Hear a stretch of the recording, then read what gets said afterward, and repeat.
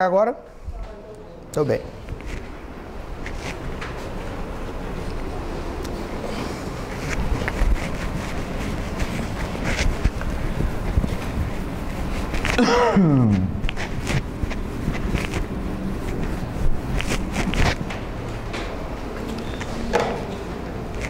Eu poderia dividir o crime da seguinte forma: crime no seu aspecto formal. Tá dando para enxergar ou eu coloco uma caneta preta? Tá preta aí? O rapaz está tendo dificuldade, coitado. Olha, presta o teu óculos para ele lá. Tá difícil o negócio. Vamos lá. O crime é um fato típico, ilícito, culpável e punível.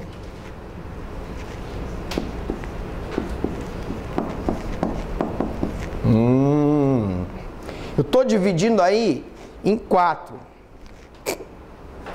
Bom, basicamente nós adotamos esse aqui, ó. Mas culpável, segundo Zaffaroni,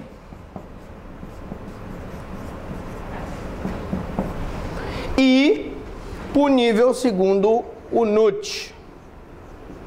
Vou explicar cada um deles.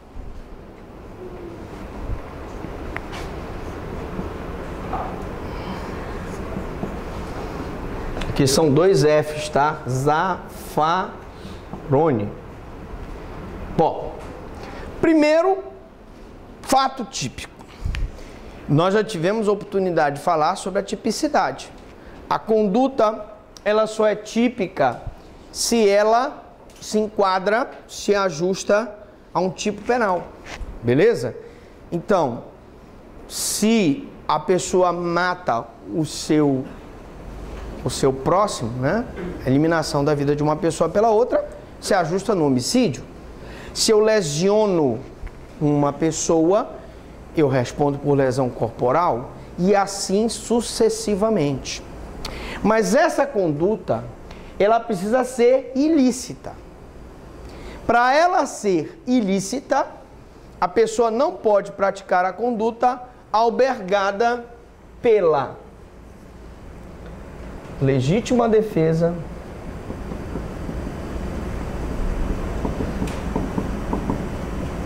estado de necessidade,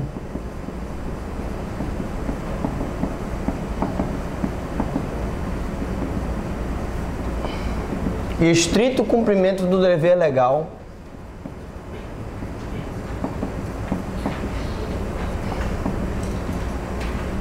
e exercício regular do direito.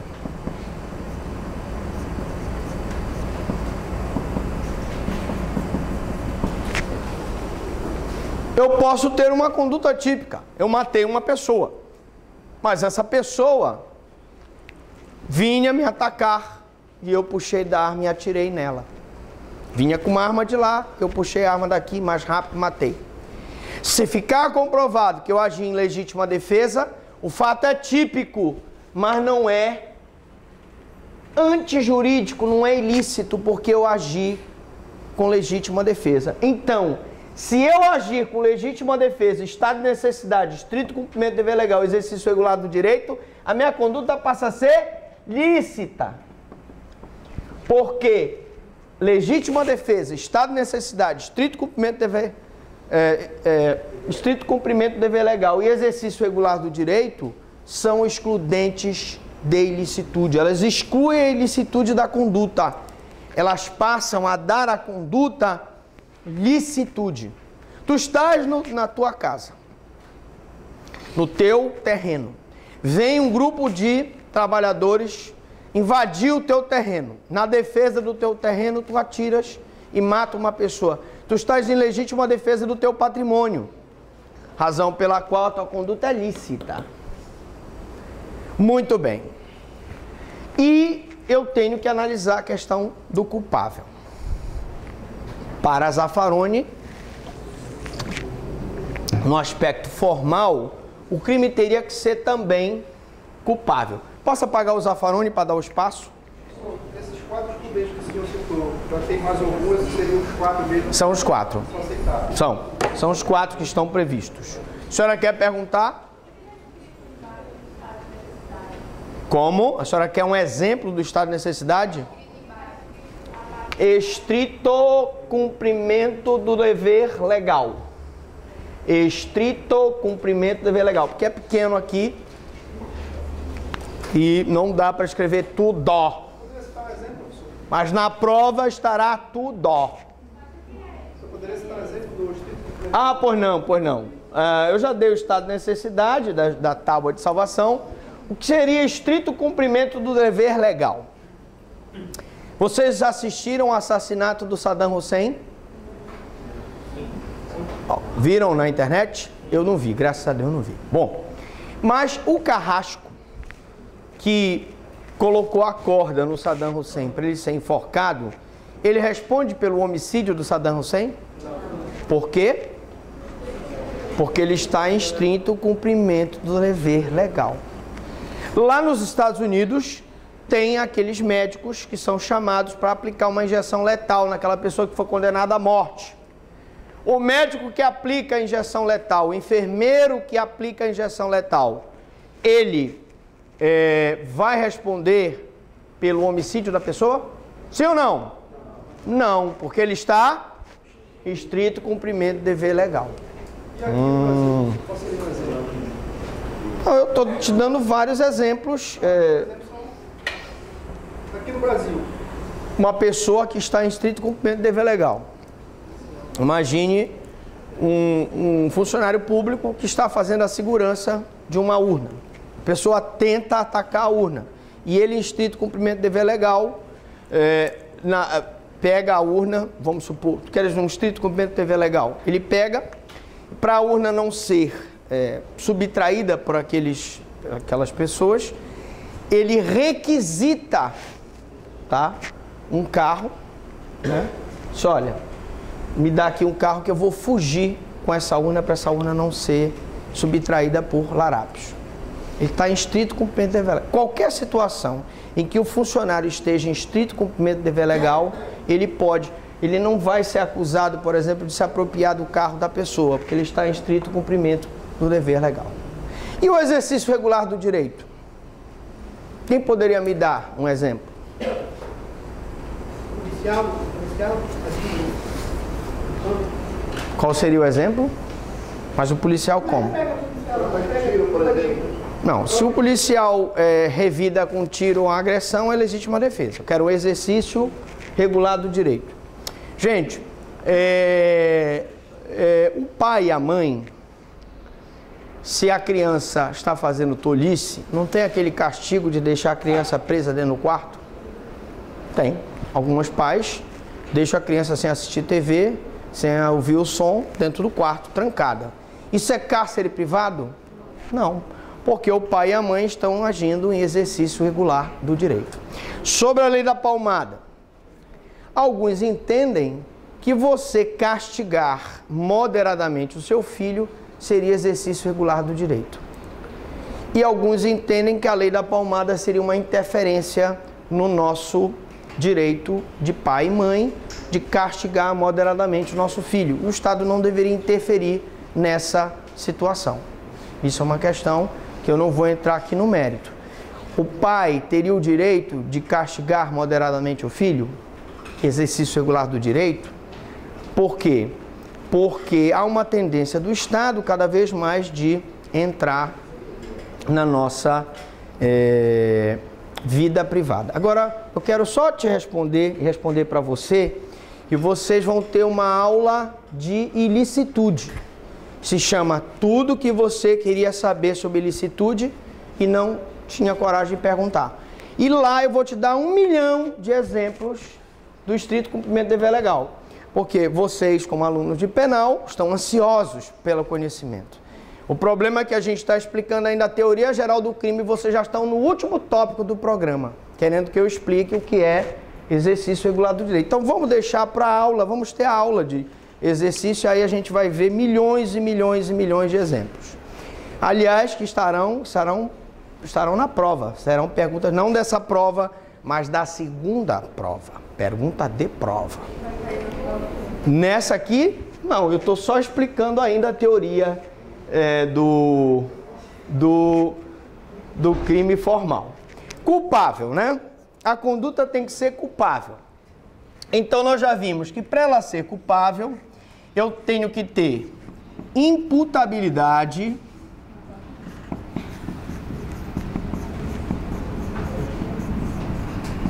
potencial consciência da ilicitude e exigibilidade de comportamento diverso. Vamos botar assim. Antes que você já comece a me explicar, que eu cite vários exemplos de culpabilidade, por favor, nós também teremos uma aula só sobre culpabilidade. Também teremos milhões de exemplos de situações. Eu quero explicar agora, que é uma teoria geral apenas, para que você entenda, primeiro ponto para que a conduta da pessoa seja culpável. O que é culpabilidade? O que é culpabilidade? É o juízo de censura ao autor de um fato típico e ilícito. Quando uma pessoa pratica uma conduta irregular, você olha e faz aquela cara, né, de asco. Aquilo é culpabilidade. Você sente aquele juízo de censura. Muito bem. Para você sentir esse juízo de censura, você necessariamente a pessoa tem que ser imputável. Ou seja, ele não pode ser pessoa inimputável. Ele tem que ser maior de 18 anos, porque se ele for louco, se ele tiver desenvolvimento mental incompleto ou retardado, se ele for silvícola, ou se ele for um surdo-mudo que não puder expressar a sua vontade, eu terei aqui a exclusão da imputabilidade. Então, tu não pode culpar ele. Começa por aí. Segundo, potencial consciência da ilicitude. Nós já falamos da história do Náufrago, filme do Tom Hanks, né? Tom Hanks. Você já filmou com ele, Woods? Não. Muito bem. O Tom Hanks vai para uma ilha deserta e quando ele volta, a mulher está casada com outra pessoa. Ela pensou que ele tinha morrido. Logo, ela não tem potencial consciência da ilicitude da conduta. Tá bom? Então, eu não posso condená-la por bigamia, porque ela não sabia que o cara estava vivo. E, finalmente, a exigibilidade de comportamento diverso, que eu tive. Cadê a moça da TF? Ela está por aí em algum lugar? Eu já contei a história ela se escondeu ali. Está ali ela. Ela não queria se... mas ela está sempre na foto. Bom, a história dos malas que pegam e sequestram um caseiro. A filha do caseiro, lembra? E obrigam o caseiro a ir na casa da patroa dele, lá no Lago Azul, e tirar as joias. Mas ela mora na elite, ela já falou que é na região nobre lá da TF. Então o caseiro vai lá no Lago Azul e subtrai as joias da patroa para entregar para os malas da TF, porque senão a filha vai ser mantida em cativeiro. Teria como eu exigir dele um comportamento diverso? Não.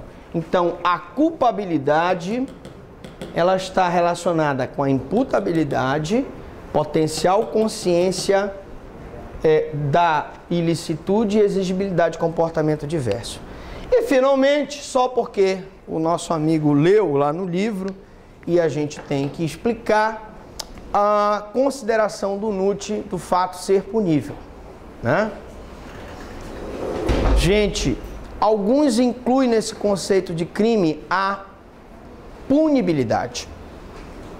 Punibilidade é a possibilidade do Estado punir a pessoa, tá? Logo, é preciso ressaltar para vocês que o próprio Estado tem um tempo para punir. Então, mesmo um crime de homicídio, mesmo um crime de latrocínio, mesmo um crime de extorsão mediante sequestro, que são crimes gravíssimos, que são crimes hediondos, eles não podem ficar infinitamente sem ser punidos, tá? Então, o que acontece? Se o Estado não pune um crime de homicídio em 20 anos, ele perde a possibilidade de punir. há o que nós chamamos de extinção da punibilidade. Então, o crime, além de ser típico, além de ser ilícito, além de ser culpável, tem que ser punível. Porque se aquela conduta for típica, ilícita, culpável, e o Estado já tiver perdido o seu direito de punir, haverá extinção da punibilidade. Não adianta o fato de ser típico, ilícito e culpável, porque o Estado não tem mais o direito de punir. Então, feita essa explicação, cuidado, porque isso aqui é pergunta de prova. Sob o aspecto formal do crime, seria toda a conduta que atentasse frontalmente contra a lei penal editada pelo Estado. O crime, ele atenta contra a lei penal. A lei penal é um conjunto de regras que protege os bens jurídicos. Se você vai lá e ofende os bens jurídicos, nós temos aí uma tentativa de lesar a lei penal. Conceito formal de crime corresponde a um fato típico, antijurídico e culpável, né? Típico, ilícito ou antijurídico. Essa palavra antijuridicidade é uma palavra um pouco mais antiga, né? Hoje em dia se usa mais ilicitude e culpável, tá? Você tem que impor àquele sujeito um juízo de censura. O crime é ação típica, tipicidade, a conduta tem que estar dentro do ajustamento próprio, porque se faltar um componente para encaixar a conduta humana ao crime, não há tipicidade. É o que eu expliquei. Você importar e exportar droga, mas se você tiver autorizado pelo governo a fazê-lo, como são os laboratórios que produzem o Lexotan, que importam e exportam o bromazepam, que é droga, pela portaria da Anvisa, mas eles estão autorizados. Então não há tipicidade. Tem que ser antijurídico ou ilícito. O fato não pode ter sido praticado sob legítima defesa, estado de necessidade, estrito cumprimento, dever legal, exercício regular do direito. E culpável quando ele tem imputabilidade, potencial consciência da ilicitude e exigibilidade de comportamento diverso. Se quiserem acrescentar, punível, porque não está extinta a punibilidade do Estado. O crime, então, é uma ação típica, ilícita e culpável. Para Damasio, que adota só as duas primeiras posturas ali, o fato é típico e ilícito. Então eu vou colocar, em homenagem ao meu querido professor Damasio, aqui, ó. Essa é a posição do Damasio, né? Típico e ilícito. Para o Zaffaroni, típico, ilícito e culpável. Zaffaroni. E para o Nucci, típico, ilícito, culpável e punível. Nucci. Pronto. Beleza? Feita essas explicações iniciais, adotaremos, comungando o entendimento de Rogério Grego, a teoria tripartida do crime. Assim, o crime é composto por três partes: fato típico, ilícito e culpável. Então vamos lá. Fato típico. O tipo penal é composto por conduta dolosa ou culposa. Primeiro componente. Quando disserem que eu posso apagar, eu continuo aqui no quadro, tá bom? Vocês já anotaram tudo aí? Muito bem. Pietro, você já anotou tudo? Sim. Posso dar uma castigada boa na prova? Pode. Tá bom, tá certo. Ali, já anotaram ali atrás? Ainda não. Muito bem. Então, fato típico. Primeiro, conduta dolosa ou culposa. Dolo, consciência do fato, vontade de produzir o resultado. Culpa, negligência, imprudência e imperícia. Resultado. Eu posso ter crimes com resultado naturalístico como crime. Qual é o resultado naturalístico do crime? A pessoa que estava viva e morreu. Como a lesão corporal, o resultado naturalístico da lesão. A pessoa que foi lesionada, que estava com a integridade física perfeita e foi lesionada. E posso ter crimes que não há resultado naturalístico. Ah, professor, tem crime que não tem resultado naturalístico? Tem. Por exemplo, o disparo de arma de fogo tem resultado naturalístico? Não tem. Tem resultado naturalístico? Não tem. Ele colocou em perigo a vida, mas não houve resultado naturalístico nenhum. Então existem crimes com resultado e existem crimes sem resultado naturalístico, tá bom? Os que exigem o resultado naturalístico são materiais. Os que não exigem o resultado naturalístico são formais. E os que não há resultado naturalístico são os crimes de mera conduta. Nós vamos ver daqui a pouco. Eu tenho que ter também um nexo causal entre a conduta e o resultado. E aí nós vamos, já que nós estamos falando de teoria geral do crime, explicar para vocês que se uma pessoa dá um tiro na perna do hemofílico e o hemofílico sangra até morrer porque ele não recebe atendimento médico, a pessoa vai responder pelo homicídio. Ah, professor, mas o tiro foi na perna, a intenção foi lesionar. Se a intenção foi lesionar, ele vai responder pelo menos por lesão corporal seguida de morte. Professor, se ele tivesse sido atendido, ele não teria morrido, mas ele não foi. Então, existe um nexo causal entre o tiro que foi dado contra a pessoa e o resultado morte. E quando há um nexo causal entre o resultado e a conduta, eu posso imputar aquele resultado a quem praticou a conduta. Essa é a regra do direito penal. Vou repetir. O senhor ficou me olhando com uma cara de preocupação em seu olhar. Vou repetir. Se eu puder vincular, se houver um nexo causal entre a conduta da pessoa e o resultado, eu posso imputar o crime àquela pessoa. Se eu não tiver um nexo causal entre a conduta e o resultado, eu não posso imputar o crime àquela pessoa. E, finalmente, a tipicidade formal ou conglobante. Vou deixar os senhores na curiosidade sobre essa palavra conglobante, tá? A tipicidade nós já sabemos que é o ajustamento da conduta ao tipo, beleza? Bom, os crimes materiais possuem todos os elementos do fato típico. Ou seja, eu tenho todos esses elementos do fato típico. Eu tenho conduta. Quais são os elementos? Nós acabamos de ver. Conduta dolosa, resultado, nexo causal e tipicidade.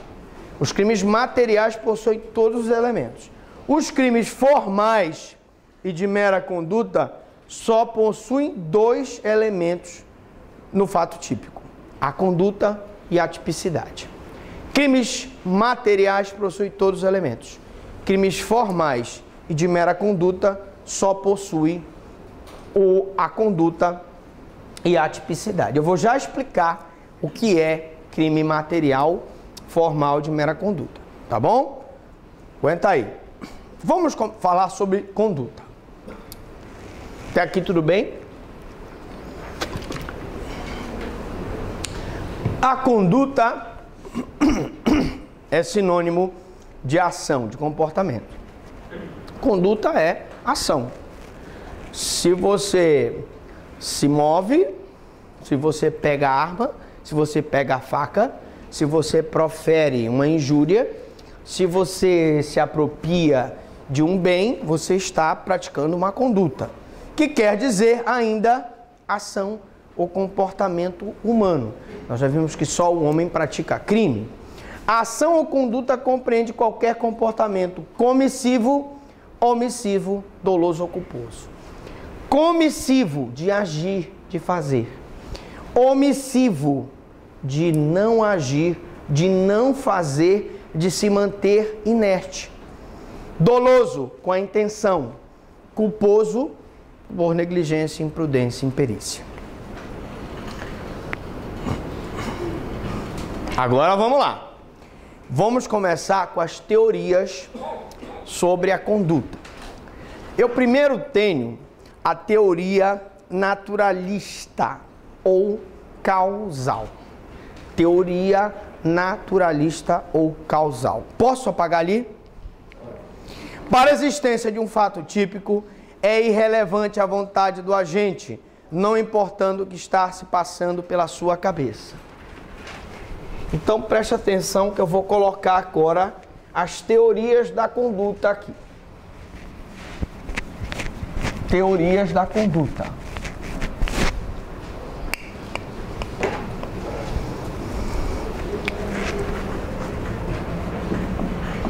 Teorias da conduta. Vou começar com a teoria naturalista ou causal.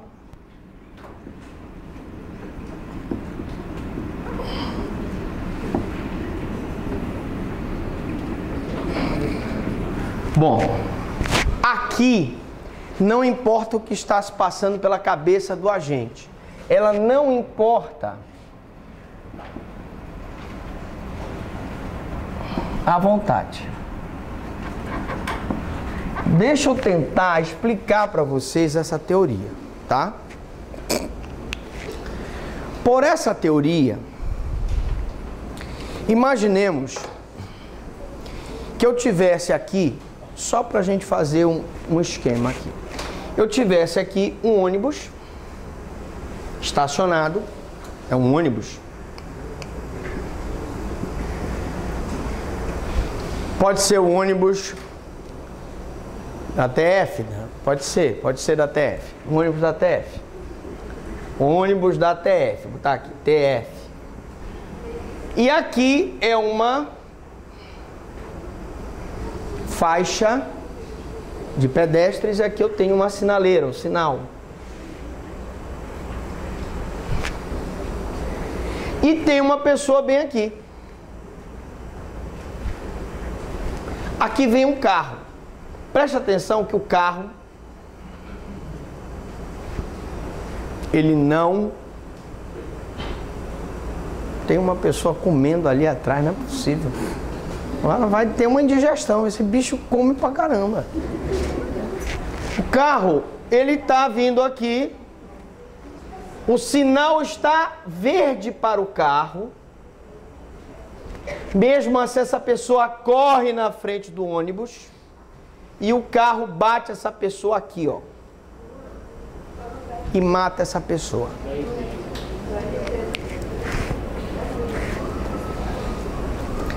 O que vocês acham, gente? Seria justo eu responsabilizar o proprietário do carro por um homicídio na direção de veículo automotor culposo, quando a pessoa veio por detrás do ônibus, ele em baixa velocidade, não estava embriagado, o carro tinha freio, não, o sinal estava verde para ele, a pessoa que agiu com imprudência invadiu e se matou. Sim, pode ser, ela queria se matar, tudo bem. Mas a pergunta é, vocês acham que seria justo?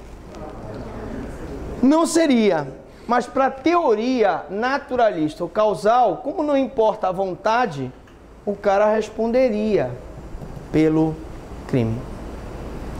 Então, ela diz aqui, o fato é visível, há um nexo puramente físico, causa e efeito. Ela veio aqui, ele bateu ela morreu, existe causa e efeito, não importa outra coisa. Teoria causal, naturalística. Mesmo sinal estando verde? Mesmo sinal estando verde. Esse aqui é o problema da teoria causal. Por quê? Porque ela não analisa outras coisas. Ela analisa só o nexo físico, o que é objeto, né? Que é o objetivo está no fato típico e o que é o subjetivo está na culpabilidade. Nessa teoria, o dolo e a culpa estão na culpabilidade e não na conduta. Porque, gente, para eu imputar esse homicídio na direção de veículo automotor aqui, eu teria que analisar se a pessoa agiu com dolo ou com culpa. Porque se ele não age nem com dolo nem com culpa, ele não pode ser responsabilizado pela conduta, não é isso? Então vamos lá. Deu para entender. Já a teoria finalista da ação, que foi criada por Hans Wessel, prega que a ação ou conduta é uma atividade que sempre tem uma finalidade, admitindo-se sempre que o delito é uma conduta humana voluntária e evidente que tem ela necessariamente uma finalidade. O Hans Wessel disse, opa, peraí,